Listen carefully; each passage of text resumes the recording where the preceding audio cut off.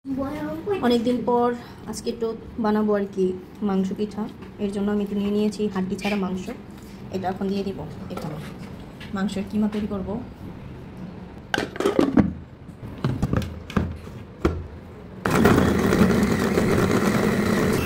আমার এটা হয়ে গেছে। এটা দিয়ে করলে বেশিক্ষণ লাগে না, একবারে দেখেন মিখি হয়ে গেছে, দেখছেন? এখন আমি মাংসটা উঠিয়ে নেব। আমি এখন এগুলো একটু কেটে নেব আর কি।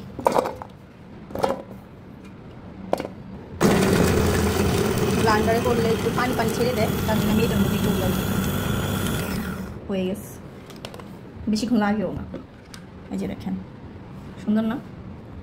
এই ব্লেডটা অনেক ধার, একটু লাগলেই হয়। আমি একদিন ধুইতে নিয়েছিলাম, পরে আমার হাত কেটে গেছিলো। এই যে কাটা শেষ, কাটাকুটি। এখন চলে যাব রান্নার প্রসেসিংয়ে। এখানে কিছু আমি গরম মশলা নিয়ে নিয়েছি, এগুলো একটু ভেজে নেব। এগুলো যদি আস্তে আস্তে দিই, মানে পিঠাটা তৈরি করতে গেলে ভিতরে যদি থেকে যায়, এগুলো কামড়ে পড়লে তো মনে করেন পিঠার 7-12টা বেজে যাবে। এই জন্য আমি একটু তেলে ফাঁকি করে নেব। তুমি এটা কি করছো? তুমি না সেই দিন পিঠা খাইতে চাইলাম, মাংস পিঠা, সেই পিঠাই তৈরি করছি আর কি। হয়ে গেছে, এগুলো এখন নামিয়ে নেব। এগুলো একটু আমি ব্লেন্ডারে ফাঁকি করে না, তোমার জন্য কেমন হয়েছে? এখন এই প্যানের মধ্যে আমি বেশ খানিকটা তেল দিয়ে নেব মাংসটা ভাজার জন্য আর কি। আগে থেকে কুচে রাখা সেই পেঁয়াজ আর কাঁচামরিচগুলো তেলের মধ্যে ঢেলে দেবো।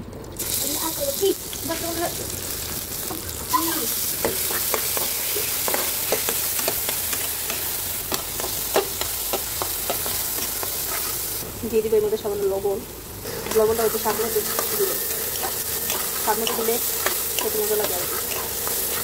কিছুটা ভাজা ভাজা করে এর মধ্যে দিয়ে দিব কিমা করে রাখা মুরগির মাংস।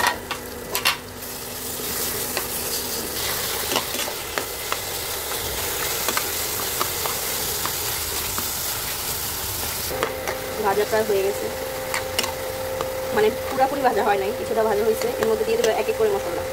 লবণ তো আগেই দিয়ে দিয়েছিলাম, এখন দিয়ে দিলাম একটু ধনিয়া গুঁড়ো, 1 চামচ মরিচের গুঁড়ো, একটু আদা বাটা। এটা ফ্রিজে ছিল আর কি,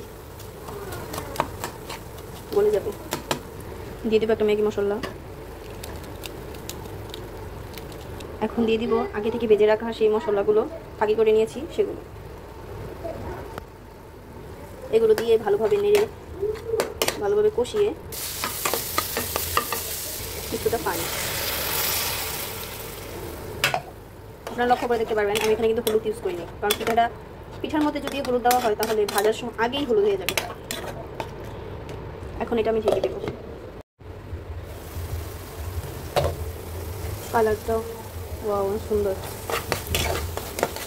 এগুলো একবারে ভাজা ভাজা হবে।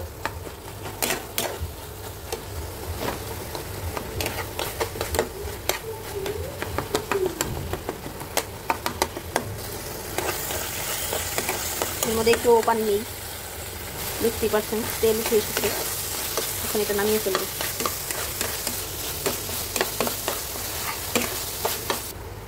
এখন বসিয়ে দিলাম পানি। পানির মধ্যে দিয়ে দিব সামান্য লবণ। পানিটা ফুটে আসলে এর মধ্যে দিয়ে দিব চালের গুঁড়োগুলো।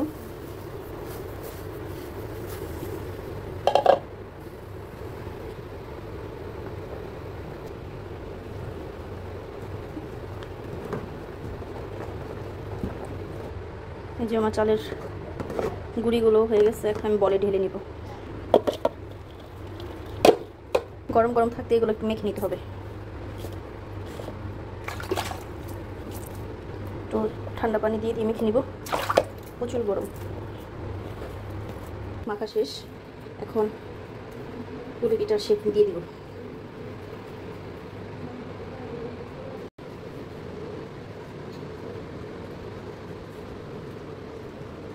ছোটবেলায় এমন মাটি দিয়ে কাদা দিয়ে খেলতাম না, হাঁড়ি পাতিল তৈরি করতাম, সেম ওইরকম আর কি টোকা বানিয়ে নিচ্ছি। এর মধ্যে দিয়ে দেবো এখন মাংসের পুরটা।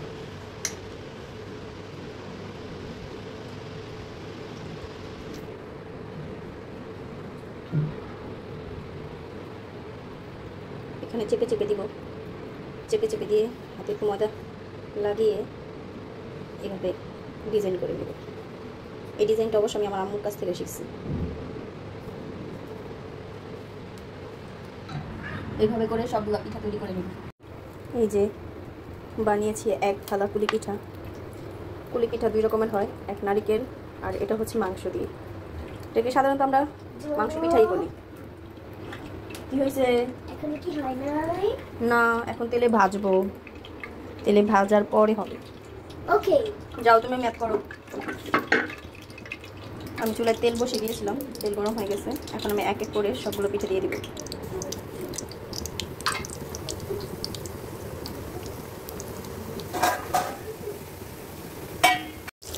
আস্তে আস্তে পিঠাগুলোরও কালার চেঞ্জ হয়ে আসতেছে। পিঠাগুলো অবশ্য ডিমাগুনি ভেজে নিচ্ছিল।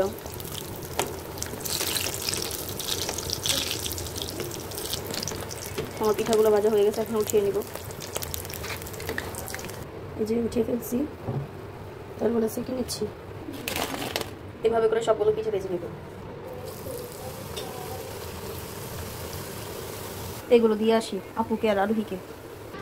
আসো, এই যে দেখো পিঠা, দেখো কি করছে। ভিডিও সম্পূর্ণ হওয়ার আগে আমার পিঠা খাওয়া শেষ হয়ে যেতেছে, এত মজা হয়েছে। একবার নামাইছি, খাইয়া ফেলছে, এখন আবার নামাইছি। দেখেন সস টস নিয়ে বইছে, মনে করেন প্রস্তুতি নিয়ে বইছে এরা, এখনই শেষ।